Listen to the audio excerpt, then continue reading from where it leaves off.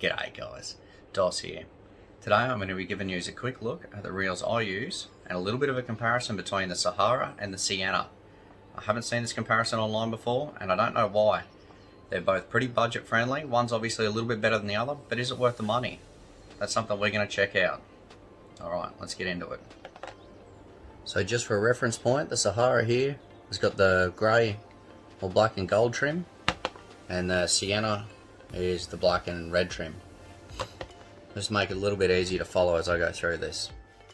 Righto, so to start with, I'm going to pull both of these reels down to the point where as if I was just giving them a basic service.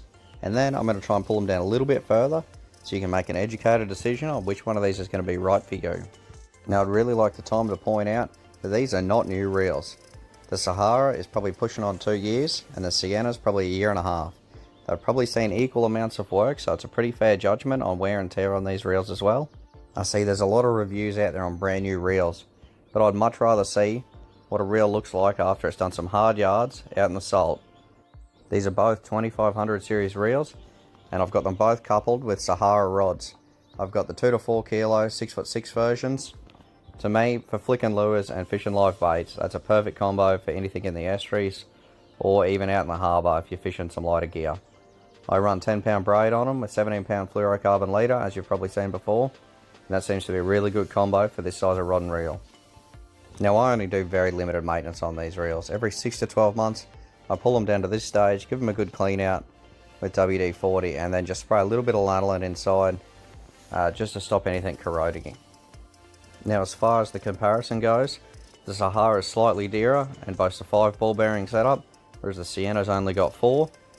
And that does push the Sahara's price tag up a little bit higher, but if it's something you're going to use all the time, it's probably worth spending the money and getting the extra ball bearing. The Sahara definitely is a little bit nicer to use. It spins a little bit freer than the Sienna, but they are very close. I'd have to say if you're going to give the Sahara a 10, the Sienna's a close 9 behind it. They are just that close in quality and performance. But there is quite a big price difference depending on the day you go in to buy them. When I went in and picked up this rod, it was double the price to have the Sahara reel rather than the Sienna reel. So I went with the Sienna, it being a second rod, but honestly, it's hard to tell the difference between the full Sahara combo and the Sahara Sienna setup I've got now. Both of these reels will be capable of holding around 130 to 150 metres of braid, depending on what poundage and what brand you use. Probably one of the main differences between these I've noticed, and you can look it up on the spec sheet, is the Sienna's drag's only about 4 kilos, but with the Sahara you can clamp down right up to 9 kilos of drag force to try and slow that fish down when he's taking you for a run. And realistically, that's probably where the price difference comes from. It's a lot better and a lot more advanced drag setup, and that way it'll give you the best chance of stopping that big fish before he runs you into the snag. Now as you can see there, that's the 5 ball bearings in action on the Sahara, and I'm going to try and strip the Sienna down to try and see if we can have the same look at the insides. Get a look at the bearings, get a look at the mechanism, see if it's up to the same standard. So while I was pulling these reels down, one of the biggest differences I noticed is the Sahara is set up with left-handed threads inside.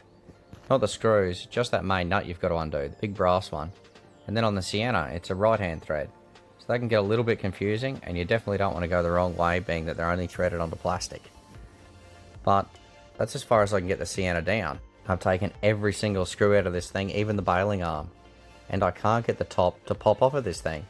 So whether it's because it's aged a little bit or it's pressed on, I don't know. I had to give up here. I spent way too much time trying to get that apart. Alright guys, I've got them back together. Wow, except for this one. The bailing arm screw pinged off somewhere and I haven't been able to find it yet, but we'll get there. The Sahara's back together, running as good as ever. An incredible value for money reel for the price of them. I'll chuck up towards the end the price of them and what they are. So the Sahara, like I said, it's a little bit dearer. It's a little bit better quality. It's got an extra ball bearing in it, and you can tell it's just a little bit heavier. Really great reel. I've had this one a little bit longer. Still grows great. The Sienna, still got a fair bit of age on this one. Also a really good reel. Value for money. My wife's been using a Sienna for a long period of time, and I know a few other people that use them, and they're a great little reel. Probably one of the best value for money reels on the market, I'd say. If I'm going to be using it a bit more, I'd probably go the Sahara, but You know, they're very similar reels. A lot of the parts are probably interchangeable, I suspect. But yeah, just that extra ball bearing in the Sahara makes it run a little bit smoother. And yeah, that's probably about it. Alright guys, if you have used these, and you think one's better than the other, better value, let me know in the comments.